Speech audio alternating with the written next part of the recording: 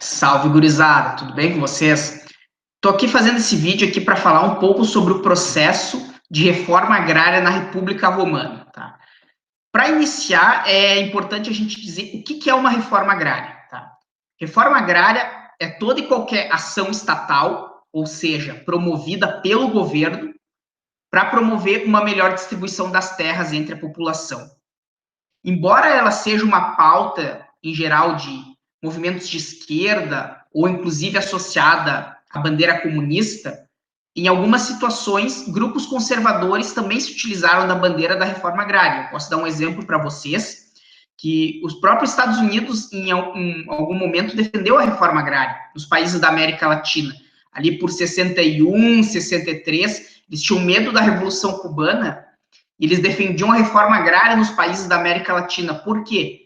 Para que os comunistas não tivessem essa bandeira e angariassem seguidores. Então, eles tinham a ideia, façamos a reforma agrária antes que o povo a faça.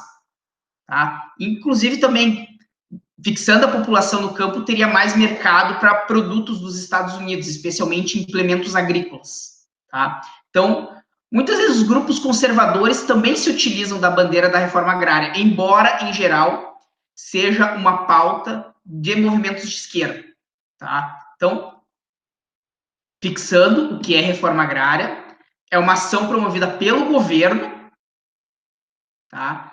Com o intuito de promover uma melhor distribuição das terras entre a população. Tá? E aqui eu quero chegar ao que foi a reforma, as tentativas de reforma agrária na República Romana. Tá? Isso tem tudo a ver com o processo de expansão territorial de Roma ao longo do período republicano. Tá? Roma, quando foi proclamada a República, era esse territóriozinho vermelho aqui, por onde eu estou passando o mouse. Tá? Um território bem pequeno, às margens do rio Tibre, e com um pequeno litoral. Tá? No período republicano, Roma vai expandir os seus domínios consideravelmente. Aqui eu estou trazendo um mapa da Península Itálica, que seria basicamente a Itália hoje, tá? Com a evolução territorial das conquistas romanas, tá? Especialmente no período das chamadas Guerras Púnicas contra Cartago. Tá? O que acontecia nesse processo de expansão territorial? Roma não tinha um exército profissional. Roma só veio a ter um exército profissional no final do período republicano. Tá? Quem é que compunha o exército romano nos primeiros tempos da expansão? Tá? Eram os proprietários de terra. Em geral, os médios e pequenos proprietários de terra, que tinham algumas vantagens em participar do exército. Por que eram eles que participavam do exército? Eram soldados. Por duas razões. A primeira delas é que, para o pessoal da República, para os administradores da República, eles seriam os melhores combatentes porque eles defenderiam suas próprias terras, defenderiam suas propriedades. E, em segundo lugar, por conta do armamento. Tá? Aqui eu tenho uma representação do fardamento de um soldado romano, tá? Esse é mais para o período imperial, mas não houve muitas modificações em relação a boa parte do período republicano. Ele não é um armamento barato, tá? E quem tinha que bancar o custo era o próprio proprietário, tá?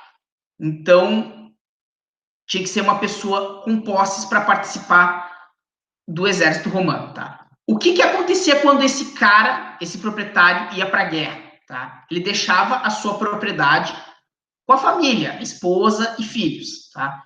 Muitas vezes eles não conseguiam dar conta de administrar a propriedade. Pegavam empréstimo e não conseguiam pagar, ou mesmo vendiam a propriedade. Tá?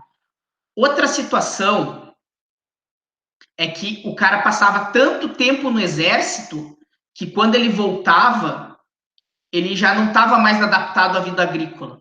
E o que ele fazia? Ele vendia a sua propriedade. Quem que se beneficiava disso? Comerciantes e a nobreza, especialmente o grupo dos patrícios. Tá? Por outro lado, nós temos a expansão territorial romana, tá? E as conquistas de terras, tá? o que que acontece aqui, tá? As terras que eram conquistadas, elas não eram distribuídas igualmente entre todo mundo, tá? Havia privilégios. E quem que era privilegiado nessa distribuição da terra? Os generais do exército e a nobreza. Ou seja, os soldados que eram a base do exército tinham muita pouca vantagem em participar do exército. Eles tinham muito poucos ganhos, tá? O que acontecia com essas terras que eram distribuídas para os generais e para a nobreza? Elas eram cultivadas com mão de obra escravizada. Então, ali se constituiu uma dupla que vai fazer história por muito tempo, inclusive aqui no Brasil. A dupla latifúndio, ou seja, grandes propriedades na mão de uma pessoa só, e a escravidão. Tá? O que acontecia? Essas terras que eram conquistadas não estavam desertas, né? Tinha gente naquela terra. O que vai acontecer? Essas pessoas que estavam na terra e vão ser expulsas, vão se juntar àqueles que não se adaptavam mais às terras e às famílias que não conseguiam dar conta das propriedades, tá? Onde é que tudo isso vai parar? Vai parar em Roma. Tá? E lá em Roma vão se agravar os problemas da cidade, como problema de saneamento, problema de viação, problema de construção de prédios, que eram prédios muito precários e caíam bastante. Tá? Uma série de problemas sociais na cidade de Roma que vai inchar bastante. Tanto é que Roma vai ser, se não a maior, uma das maiores cidades do mundo antigo, com toda certeza. Tá? E essa multidão de gente em Roma, causada pelo êxodo rural e pela má distribuição das terras conquistadas, tá? Vai chamar a atenção de algumas pessoas, tá? E uma dessas pessoas vai ser um cara chamado Tibério Graco, tá? O Tibério Graco, ele combateu na Terceira Guerra Púnica contra Cartago, tá? E conta a lenda que em uma dessas viagens para ir para a guerra, ele foi para uma região chamada Espanha, que hoje seria a Espanha.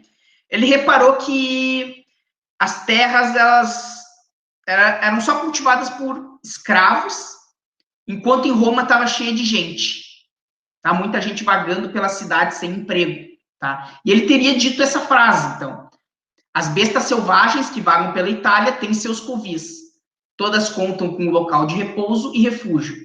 Mas os homens que lutam e morrem pela Itália não gozam de nada além do ar e da luz. Sem casa ou lar, vagam com suas esposas e filhos, tá? Por que eu digo teria dito? Não existem registros da época do Tibério Graco, tá?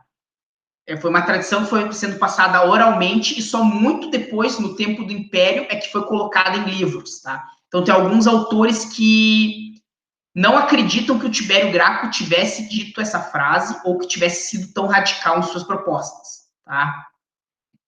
Mas ficou na lenda e ficou na história essa frase que teria sido dita pelo Tibério Graco, tá? E a partir desse momento, iniciam-se as lutas pela reforma agrária na República Romana, iniciando pelo próprio Tibério Graco, tá?